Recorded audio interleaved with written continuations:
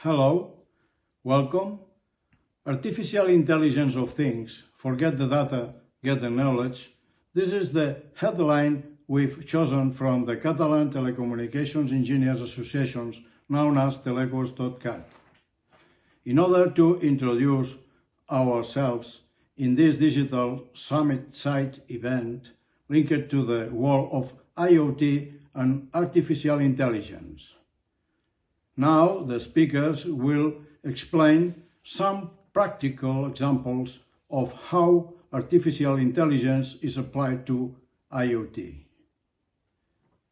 These presentations will go hand in hand with Dr. Josep Paradells, Director of IOTSWC Foundation and also Professor at Universitat Politècnica de Catalunya, and Mr. Laurent Bau-Xochen, Vice President Business Development, Network Division, Alcatel-Lucent Enterprise.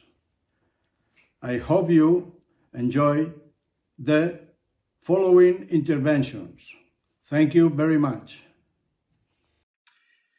Good morning, good afternoon, good evening. Welcome to this session on new IoT-based digital business processes. My name is Laurent Bau-Xochen and I'm Vice President for Business Development, Enterprise Networking at Alcatel-Lucent Enterprise. Some quick words about our company. We have been founded in 1919, so meaning we have 101 years of experience serving the enterprise market, and we have more than 20 years of experience on enterprise networking, LAN, wireless LAN, network management. We operate in more than 50 countries, and we are headquartered in Paris, in France. We have 2,200 employees. Our focus, as I mentioned, networking and communications. So today we'll talk about digital transformation and with a specific focus on new digital business processes.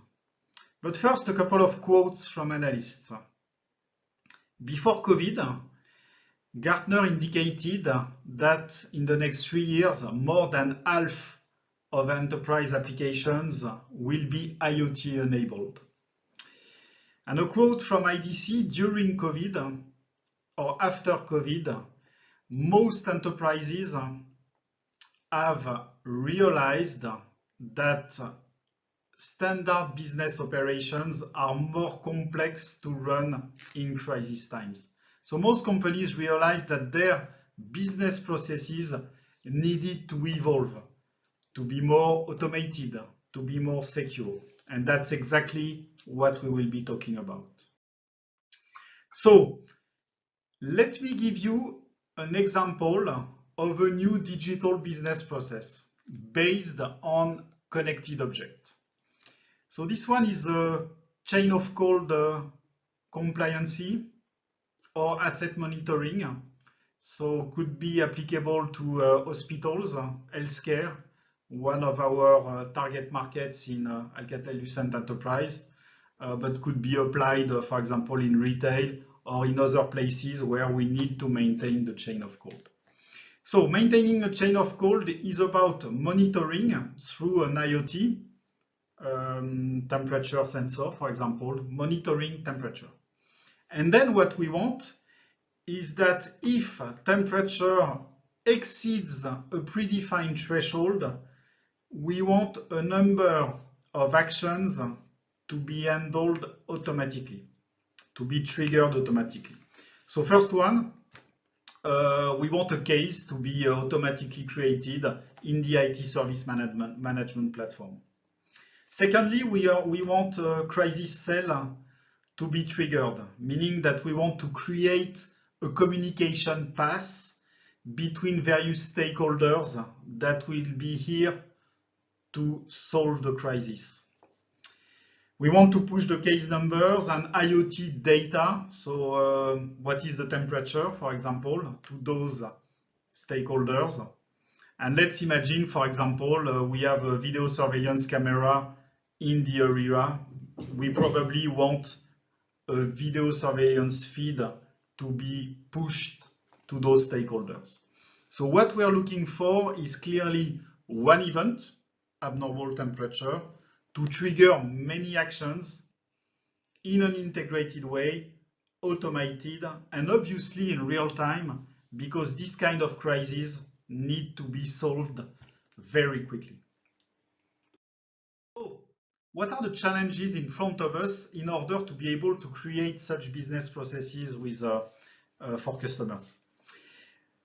Challenges are threefold. First of all, connected objects, IoT. How do we secure them? And we know that by design, these are insecure devices. So how to secure IoTs? How to manage 20, 30, 40 different IoT types from 20, 30, 40 different IoT vendors? How do we track mobile IoTs? So how can we locate and find objects in real time? So that's the IoT challenge. Secondly, we have the people challenge. So how do we expose the IoT data to employees? But why not to customers or consumers, can be imagined? And how can we create communication paths between those people when needed? And thirdly, it's about the digital business process itself. How can we easily create it and implement it? So let us address those three challenges. First one is about IoT. So how can we securely onboard those on the network? So we believe that the enterprise network, LAN and wireless LAN, is here to secure objects. So we propose a three-step process in order to securely onboard those objects.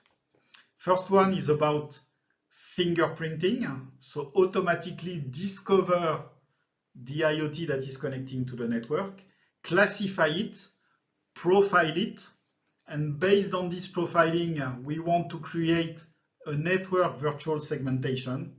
So basically give that object a logical separated network to operate in order to secure that activity.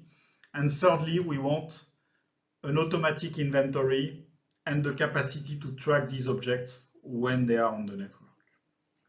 So how can this be done? So first of all, you need to be capable to onboard and recognize Ethernet, Wi-Fi, Bluetooth, or Zigbee type of objects. We rely on a database of more than 29 million different IoT types. So each time a device connects, it is checked against this database to automatically find out what it is. And when we found out what it is, so here on that example, it's an hospital example. So we found video surveillance cameras, IP door locks, HVAC systems. You have the temperature sensors as we talk about, and you can have also some biomedical equipment. So here automatically we can create virtual networks for each of these devices, preventing communication between those devices, or at least policing this type of communication, and making sure that if an object is compromised on the network, only the logical portion of the network, the segmented portion of the network is compromised, meaning if a temperature sensor is compromised, the video surveillance will not be compromised. Okay.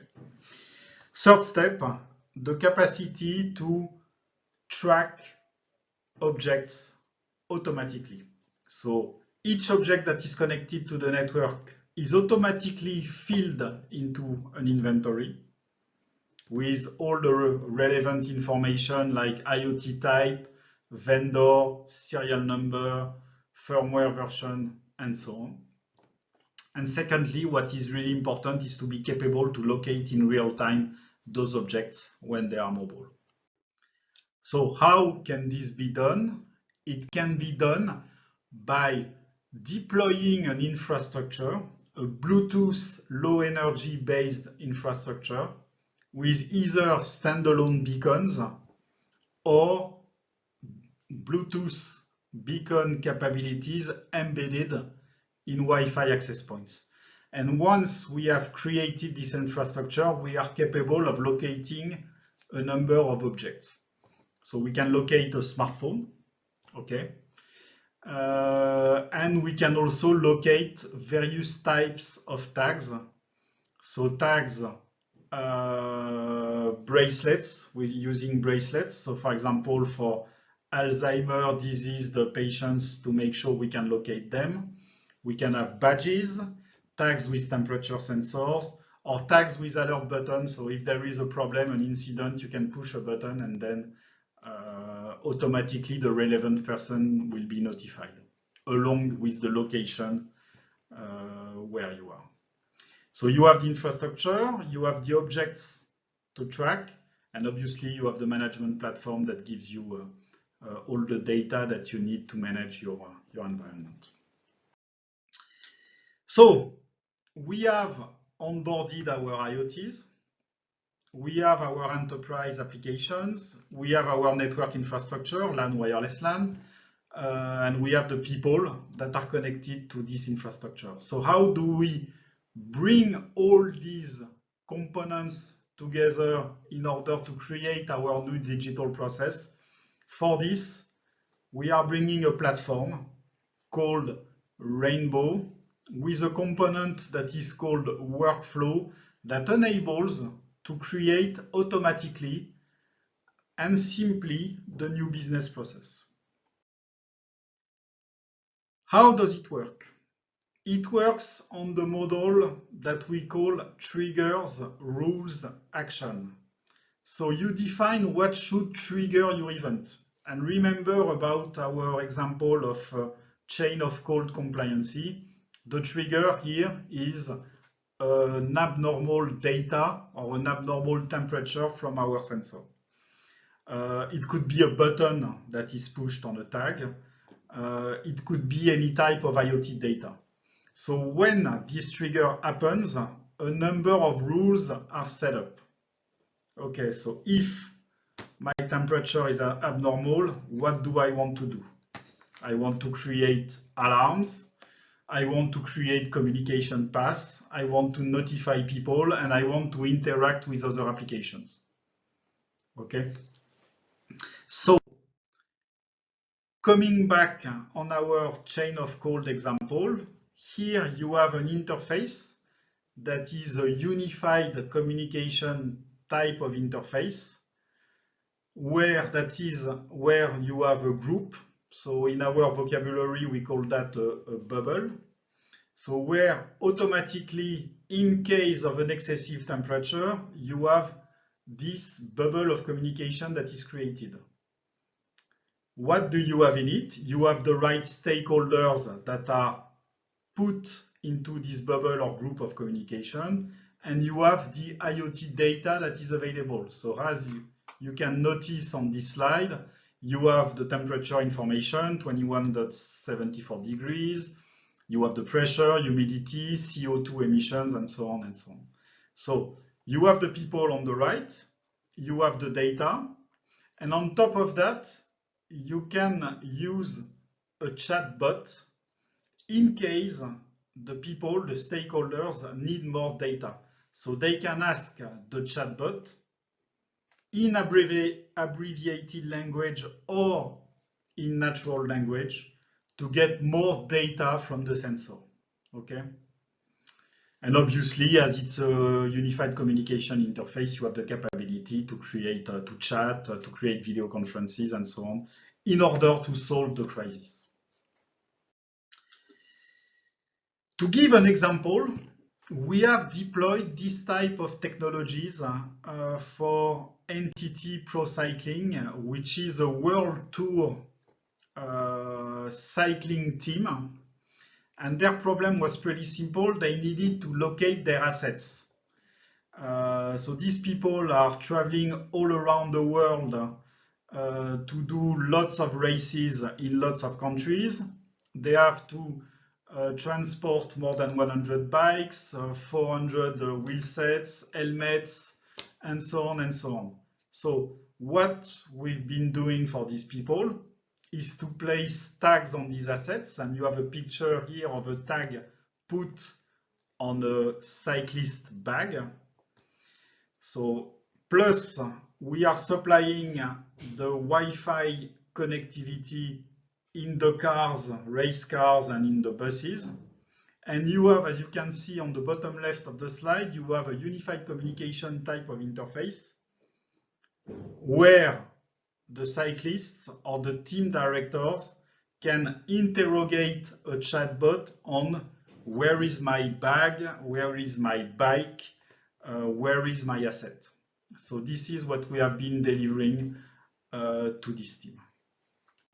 So thank you everyone for listening to that presentation. Hopefully it has been of interest for you, and you have here a way to contact me should you be interested for more information, or should you have questions on what I talked about. Thank you again. Bye-bye. Hello. In this talk, I am going to combine two well-known concepts, artificial intelligence and Internet of Things, and we're going to see that this combination will provide knowledge that it is going to be much more valuable and easy to handle than the data.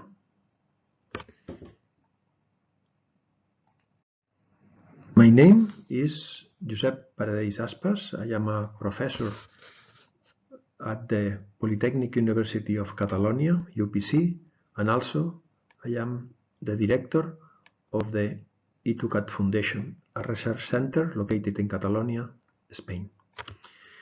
We know that IoT, it is going to grow in the next years. There are different studies that predicts different figures, but the common opinion is that the number of devices will be very large, and the volume of data that these sensors will provide, these IoT devices will provide, will be huge. We think that we need a solution, we need an approach to cope with large volume of data. And we think that this combination with artificial intelligence at the endpoint is the solution. As we have said, we can expect a significant amount of data. Some people are very happy about that, and in fact these people claim that the data is going to be the oil of the 21st century. And we can agree, but we have to emphasize that the data is a raw material. Even the oil, in order to be useful, has to be extracted, refined, and distributed, and used. The same happens in data.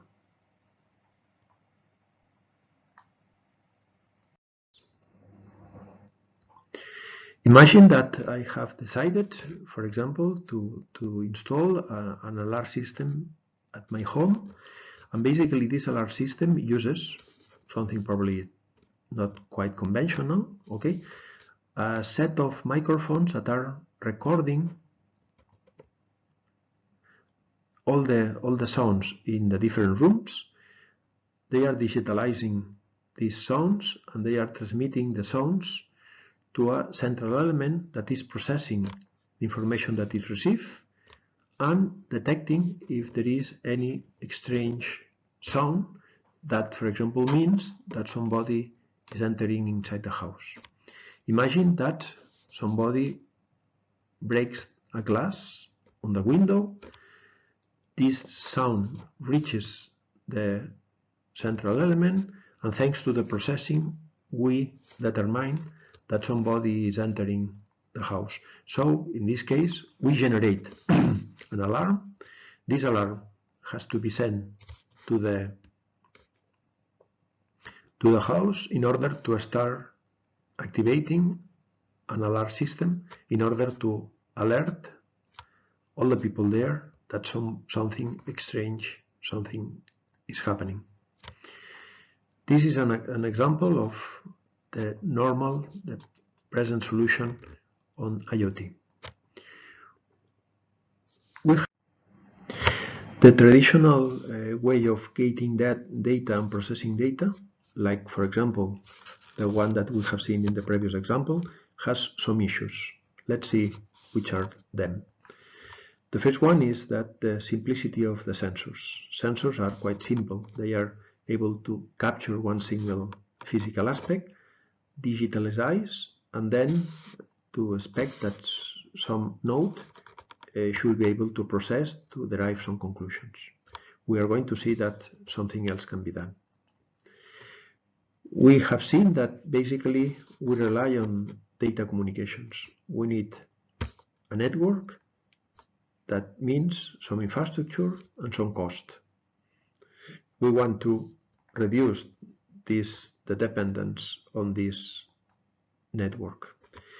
We have seen that the processing is done in a central element. This central element has a size that depends on the amount of data that receive. If we increase the amount of data, we can expect that the size of the processing unit will increase, and we have to build a scalable solutions. Data, it is going to be stored. We need some space, some memory, some disk, and the fact that we have data and this data is stored, we have an issue, we have a problem with privacy. Some data can be combined and we can derive some information that can violate the privacy of the user. We want to assure that this is not possible. The time between for example, the glass is broken until the alarm is ringing, it can be quite long. We have different steps, different elements, processing. Okay, so the response time in some cases is not good enough. We want to reduce the response time. Also, the number of nodes, the number of elements that this information, this data and this information has to travel is quite significant. If one single element is failing, the whole communication fails. If the gateway fails, no information reaches the central element, no processing, no alarm is generating. So this kind of solution is quite prone to errors, so it is not offering good reliability. And finally, there is a problem with consumption. We want to use devices, for example, sensors with batteries. The consumption on the life of the battery depends on the consumption, and basically data transmission is the most demanding function on a sensor. If we want the battery to last, we have to reduce the data transmission. Okay, the example that we have presented mentioned about the central element that is processing the data. In the most common solution, this processing element is located in the cloud. In the last years, we have seen a trend to move this processing power closer to the data generation and consumption. We have seen, for example, the introduction of the edge and fog computing. This helps to overcome some of the issues that we have mentioned, but they are not going to solve completely. So we believe that the solution resides on the endpoint. We think that this processing should be done on the device that is generating the data and also is consuming the data. So we want to have the processing just on the sensor device. We have said that we need to put the processing on the endpoint, and for doing that we need some hardware. We are going to see which are the requirements of the hardware, just to comment that nowadays there are different modules available.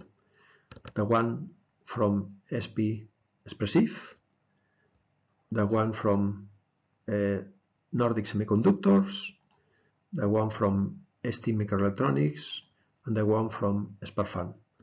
These modules, in addition of having certain processing capabilities, are offering some sophisticated sensors like cameras or microphone. Which are the general demands for this kind of modules? We require an MCU, we require a low power consumption, some amount of RAM, some amount of flash. In particular, there are different families of chips that fulfills this.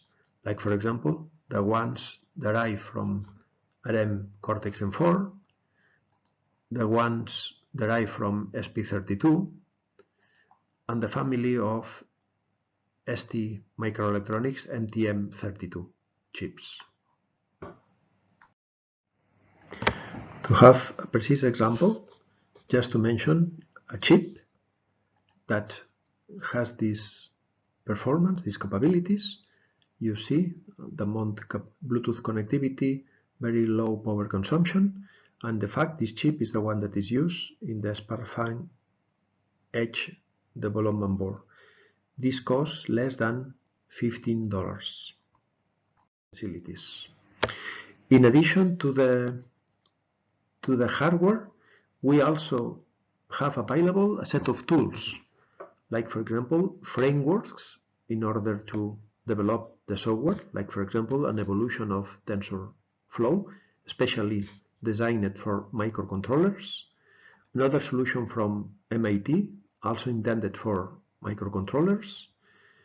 Some chip manufacturers have developed its own development environments in order to develop and adapt and optimize the code for the chips that they are selling. And even it is possible to find some web platforms that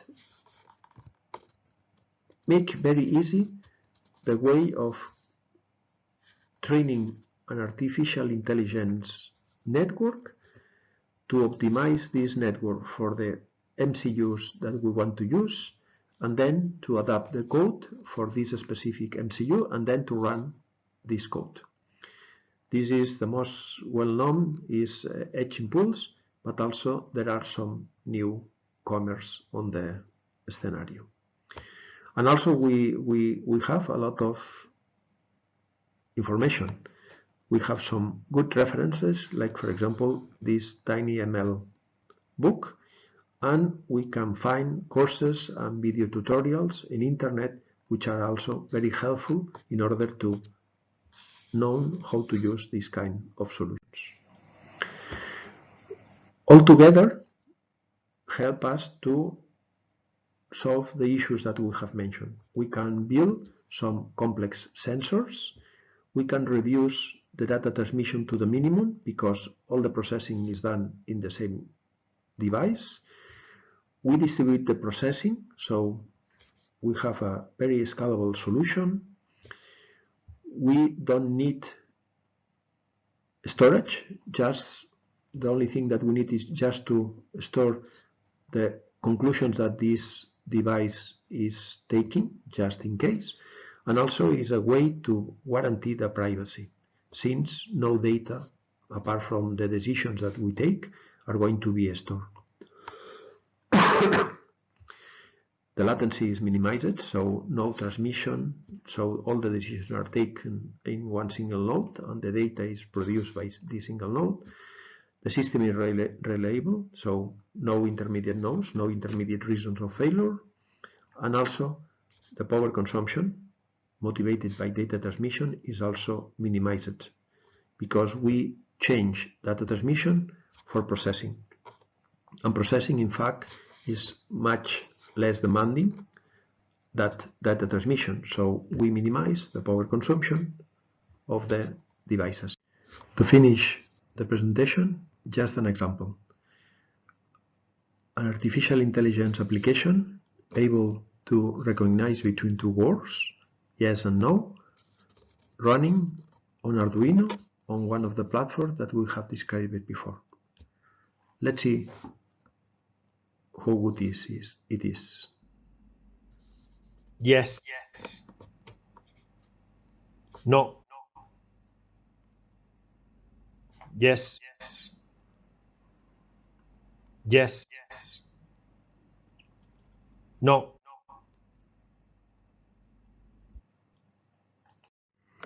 That's incredible. Using artificial intelligence algorithms running on these simple and cheap microcontrollers. This is something that seems impossible some years ago. Nowadays it's a reality, and this is just the beginning. We believe that endpoint processing it is going to play a significant role on the development of IoT. We think that we can forget about data and we can focus more on knowledge. That results much more easy to handle and much more useful. This is all what I wanted to say for the talk. Thank you very much and goodbye.